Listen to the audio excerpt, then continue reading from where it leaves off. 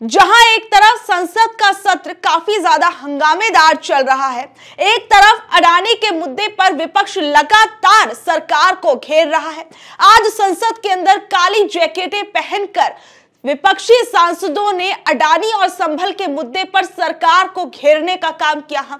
वहीं दूसरी ओर किसानों के मुद्दे पर फिर एक बार मोदी और योगी सरकार घेर चुकी है। जहां एक तरफ अभी हाल फिलहाल में नोएडा से आए कुछ किसानों ने सरकार की मुसीबतें बढ़ा दी थी, वहीं ये खबर सामने आई कि नोएडा के अंदर धरना स्थल को कल रात पुलिस ने खाली करा दिया और यहां तक कि कुछ किसानों को गिरफ्तार भी कर लिया है। जहां अब तक उत्तर प्रदेश के किसान सरकार की मुसीबत बन रहे थे, वहीं फरवरी से जो किसान शंभू और खनौरी बॉर्डर पर प्रोटेस्ट कर रहे थे, अब उन लोगों ने फिर एक बार दिल्ली कूच करने की तैयारी कर ली है। और इन किसानों ने कहा है कि अब इस बार ये अपनी ट्रैक्टर और ट्रॉली लेकर नहीं आएंगे, बल्कि पैदल ही दिल्ली के अंदर आने वाले हैं। कल 6 दिसंबर की तारीख फिर एक बार हंगामेदार हो सकती है। किसान दिल्ली की तरफ आने की कोशिश करेंगे, प्रशासन पूरी तरीके से मुस्तैद रहेगा। हर जगह जैसे हर बार की तरह बैरिकेडिंग्स लगा दी जाती हैं, कई बार कटीली तारे और देखी गई थी कि इस तरीके से लगाई गई थी। और अब ये किसान दिल्ली के अंदर कुछ कर पाते नहीं कर पाते, ये अपने आप में सबसे बड़ा सवाल है, क्योंकि कल ही नोएडा के अंदर पुलिस प्रशासन ने जो है धरना स्थल को खाली करा दिया। कल ही नोएडा के अंदर धरने पर बैठे लगभग 34 किसानों को गिरफ्तार कर लिया। पुलिस ने धरना स्थल खाली कराया। वहीं कल जो 123 किसान गिरफ्तार हुए थे, फिर उनको छोड़ दिया गया। बुधवार की शाम को सीएम योगी ने कानून व्यवस्था की समीक्षा की। इस दौरान उन्होंने कहा कि अराजकता बर्दाश्त नहीं की जाएगी, चाहे वो संभल हो या ग्रेटर नोएडा। इसके बाद आनन फानन में पुलिस ने ये काम किया। अब आप एक तरफ ये देखिए, संभल के मुद्दे पर किस तरीके से विपक्ष जो है वो लगातार सरकार को घेरने का काम कर रहा है। विपक्ष किस तरीके से संभल के मुद्दे पर लगातार, चाहे वो समाजवादी पार्टी हो चाहे वो कांग्रेस पार्टी हो, इन दोनों ही अलग अलग पार्टियों के डेलीगेशंस जो है वो संभल जाना चाहते थे, लेकिन उन्हें रोक दिया जाता है। किसान दिल्ली आना चाहते, उनको रोक दिया जाता है। ऐसे में योगी सरकार कहती है कि ऐसी अराजकता बर्दाश्त नहीं की जाएगी। लेकिन योगी सरकार उन अराजक तत्वों का क्या करेगी जिन अराजक तत्वों के चलते प्रदेश के अंदर हिंसा हो जाती है, महिलाओं के साथ दुराचार हो जाता है। तब ये योगी जी और योगी जी की पुलिस कहां चली जाती है?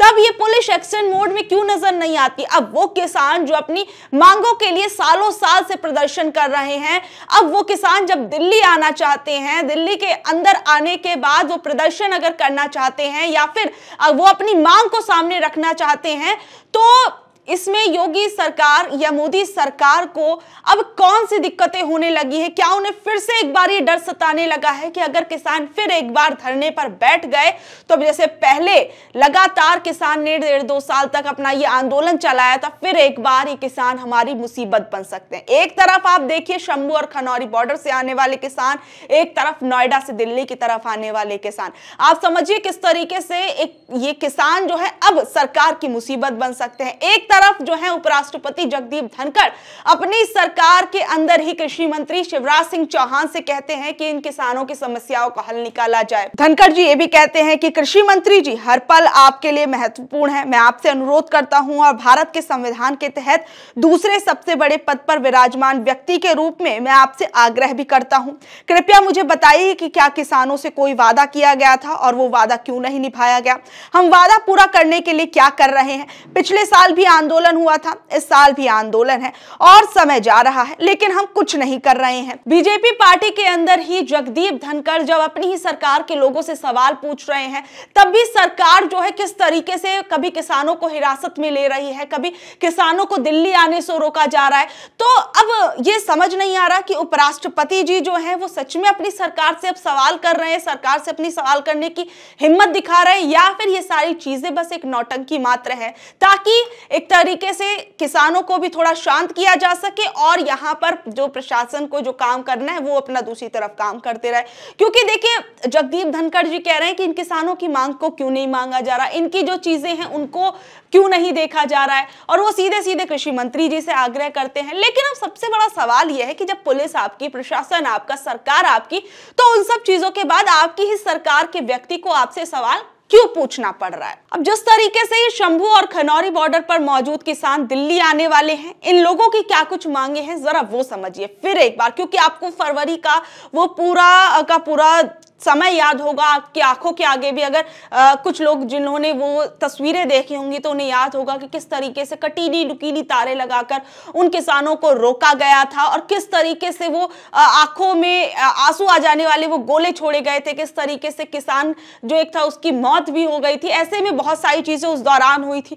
अब कल का दिन क्या कुछ होने वाला है ये भी सबसे ज्यादा महत्वपूर्ण हो जाएगा। ऐसे में किन किन मांगों को लेकर अब ये शंभू और खनौरी वाले जो किसान है वो सामने आ रहे हैं वो जरा समझिए। किसान जो है वो पिछले 5 साल तक एमएसपी पर दाल, मक्का और कपास खरीदने के लिए केंद्र के प्रस्ताव को खारिज कर रहे हैं। एमएसपी पर कानूनी गारंटी के अलावा प्रदर्शनकारी कृषि ऋण माफी, किसानों और खेत मजदूरों के लिए पेंशन, बिजली दरों में कोई बढ़ोतरी नहीं, पुलिस मामलों की वापसी और 2021 में लखीमपुर खीरी हिंसा के पीड़ितों के लिए न्याय, भूमि अधिग्रहण अधिनियम 2013 की बहाली और 2020 और 21 में पिछले आंदोलन के दौरान मारे गए किसानों के परिवारों को मुआवजा देने की मांग कर रहे हैं। जहां एक तरफ ये किसान जो है शंभू और खनौरी बॉर्डर पर लगभग आप समझ लीजिए कि एक लंबा वक्त हो चुका है, अब फिर एक बार अपनी इन मांगों को लेकर ये दिल्ली कूच करने वाले हैं। वहीं जो जिन किसानों को अभी कल ही उठाया गया है, यानी नोएडा के वो किसान जो अपनी मांग को लेकर अभी हाल फिलहाल में दिल्ली आ रहे थे लेकिन उनको रोक दिया गया, फिर उसके बाद उन्हें एक स्थान दे दिया गया कि यहाँ पर आप धरना कीजिए, लेकिन उसके बावजूद वहां से भी कुछ किसानों को हिरासत में ले लिया गया। इन किसानों की क्या कुछ मांगे थी वो भी जरा समझिए। उत्तर प्रदेश के किसान नए कृषि कानूनों के तहत मुआवजे और लाभ की अपनी 5 मांगों पर जोर दे रहे हैं। किसान पुराने अधिग्रहण कानून के तहत 10% भूखंडों के आवंटन और 64.7% बढ़े मुआवजे की मांग कर रहे हैं, जो बाजार दर से 4 गुना ज्यादा है। और 1 जनवरी 2014 के बाद अधिग्रहित भूमि पर 20% भूखंड दिए जाने की मांग कर रहे हैं। किसान ये भी चाहते हैं कि भूमिहीन किसानों के लिए बच्चों को रोजगार और पुनर्वास का लाभ दिया जाए। उच्चाधिकार समिति द्वारा पारित मुद्दों पर सरकारी आदेश दिए जाएं और आबादी वाले क्षेत्रों को समुचित तरीके से बंदोबस्त किया जाए। अब जो ये किसान हैं जिस तरीके से केंद्र सरकार की नाक में दम एक तरीके से अब करने वाले हैं, क्योंकि आप ये समझ लीजिए यूपी के किसान, फिर यहाँ पर शंभू और खनौरी वाले बॉर्डर के जो किसान हैं, अब ये सारी चीजें एक तरफ संसद का सत्र चल रहा है, संसद के सत्र में अडानी और संभल के मुद्दे पर सरकार हर रोज आप मानिए घिर रही है। पहले तो संसद की कार्यवाही नहीं चल रही थी इस पूरे के पूरे मुद्दे को लेकर, अब जब संसद के अंदर एक कार्यवाही चल रही है तो हंगामा देखने को रोज के रोज मिल रहा है। पहले जैसा कि मैंने आपको बताया हर रोज नारेबाजियां लग रही हैं और अडानी के मुद्दे पर जांच की मांग की जा रही है।